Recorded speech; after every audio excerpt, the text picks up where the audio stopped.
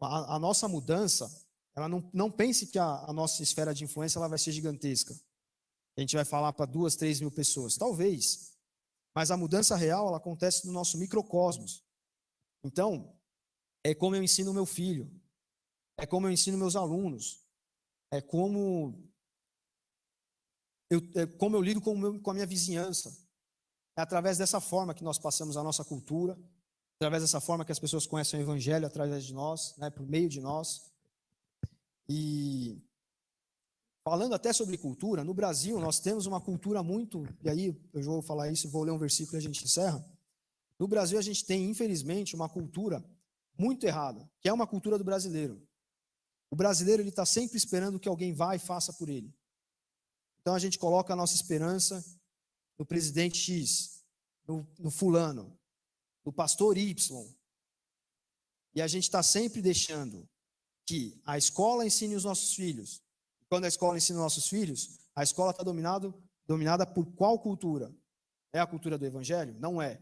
Nem as escolas cristãs, se bobear, elas estão. Nós queremos que uma pessoa, por exemplo, né, vamos aqui usar o exemplo político, então, já que a gente falou disso. Nós queremos que uma pessoa lá de Brasília, na canetada, fale, agora não pode mais ensinar ideologia de gênero nas escolas. Beleza, legal, não pode. Só que isso está acontecendo lá em Brasília. Meu filho está tendo aula aqui embaixo. E aqui o professor está falando sobre ideologia de gênero. Então não é lá que a gente tem que mudar. É aqui que a gente tem que mudar. Quando a gente mudar aqui, e mudar esse bairro, mudar a Zona Norte, mudar a cidade, mudar o estado, aí sim, automaticamente as pessoas vão colocar alguém.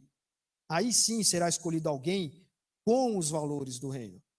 Eu não estou falando que a pessoa que está lá na cadeira presidencial, o presidente hoje, não tem esses valores. Não quero nem entrar nesse aspecto aqui agora. Só estou dizendo que, assim, é muito mais difícil um cara sozinho lutar de lá contra toda uma miríade de pessoas. É uma pirâmide, né? A pessoa está lá no topo, está vendo o último lá na base. Ou seja, o que ele vai fazer? Não é impossível, mas é uma cultura do brasileiro. A gente, tem um buraco na rua, buraco na rua, você vê? Pô, votei no cara aí, o buraco está na rua. A gente não tem a cultura da gente mesmo solucionar os nossos problemas, da gente mesmo educar os nossos filhos, da gente mesmo pegar o arado, porque os campos estão prontos para serem semeados, como Jesus fala. E aí, para encerrar, e aqui não é uma advertência para nós que estamos aqui, né? Eu falo para nós porque somos nós que estamos aqui, mas de uma maneira geral, né? Estou falando inclusive do brasileiro. Em Mateus 12:30, Jesus fala o seguinte: quem não é comigo é contra mim. Quem comigo não ajunta, espalha. O que Jesus está querendo dizer aqui? Quem não é cristão merece morrer? Quem não é cristão não é gente? Não. Jesus está falando assim, o que essa passagem pode aqui nos transparecer. Quem não pensa como eu, precisa passar a pensar. Quem não tem a minha cultura, precisa passar a ter. Quem não é como eu, quem não pega o seu arado e não serve, quem não prega o evangelho, por mais que não esteja fazendo nada contra mim, é contra mim. Por isso que crente que só está sentado no banco, não está cumprindo o chamado de Deus, a sua missão. Quem não está comigo, está contra mim. Poxa, Ítalo, mas eu venho na igreja, eu sou crente, etc. Tá bom. Mas Jesus, ele não veio só para ir à igreja, ele não veio só para ficar com os apóstolos, que seria a igreja da época. Ele veio para servir, veio para levar o evangelho, veio para afrontar a cultura da época. Quem não está comigo, está contra mim. Quem comigo não ajunta, espalha.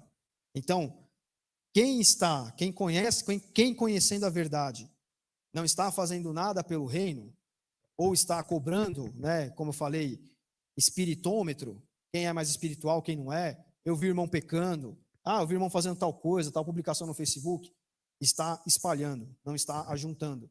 E nós estamos na época de ajuntar. Quem comigo não ajunta, espalha. Quem não é comigo é contra mim. Então, por mais que a pessoa, nossa, é um absurdo isso que está acontecendo. Não, estou indignado. Só que eu também estou parado. Então eu estou contra. É como aquela história do muro, né? Eu estou em cima do muro, não estou nem para lá nem para cá. Só que o muro, ele já é um dos lados. É sempre assim. Quando a gente fala de evangelho, quando a gente fala de política, quando a gente fala de ideologia, pode ver, a pessoa que está em cima do muro, por isso que Jesus fala em Apocalipse que está a ponto de vomitar a igreja que é morna, a igreja de Laodiceia.